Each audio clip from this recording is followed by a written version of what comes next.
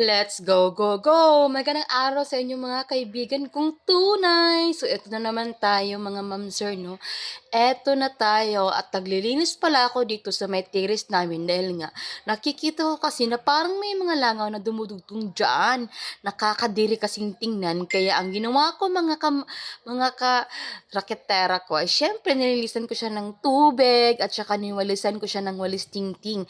Kasi kailangan ko talagang linisin yung buong paligid kasi yung mga langaw talaga ay kandara pa sila sa pagtugtong kung saan.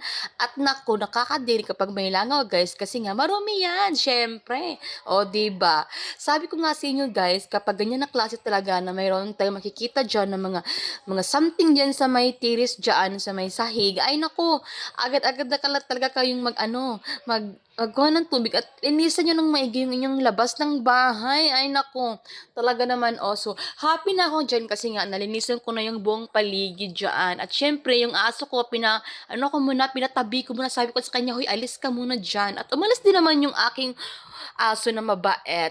Nakasunod lagi sa amo. Ayun. So, ayun yung ginagawa ko. Continue pa rin tayo dyan sa paglilinis sa tires. Kasi yan dyan guys, ay simentado yan. Aba naman, syempre. Tapos nga, yung dalawang motor dyan na nakatambay is wala na kasi umalis na yung mga may-ari.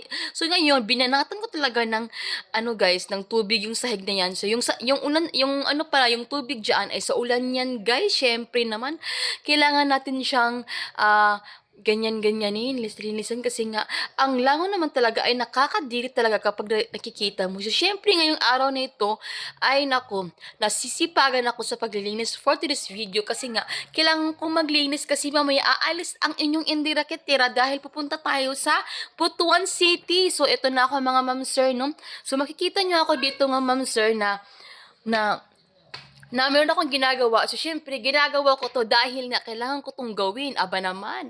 So, ang bait ng ating Indira Kitira dyan. So, ganyan talaga pag medyo mabait, masipag, yarn. O, diba? Sino ka dyan? So, ayan na. Kumuha tayo ng tabo. Syempre, kumuha din ako ng balding puti. At syempre, kinuha ko yung tubig dyan. So, pagkatapos naman yan, ay nako, syempre, yung walis ay kailangan nating linisan at saka ibalik sa pwesto. Baka naman. Sino ka dyan? So, ayan na yung ating ginagawa for today's. Happy ba kayo sa aking ginawa? Comment, like, and share tayo dyan. Baka naman. So, eto na. Tapos na tayo at nag-arrange na talaga ako ng mga dapat kong ipang-arrange. Ay, naku, Diyos ko, day. I-arrange mo yan ng maigi din nang makita talaga ng kagandahan ng iyong tiris. Ay, nako, mga maritis. Joke! So, pagdating yung ating mahiwagang trapo, naman, syempre. At, ayan na, yun na, kinuha ko na yung cellphone ko at kukunin ko na talaga dahil tapos na akong maglinis at pangiti-ngiti na ako dyan. Diba? Malinis na. Sino ako dito? Diba? So, nakita nyo naman, guys. Like lang kayo dito, guys. Bye! See you in my next vlog!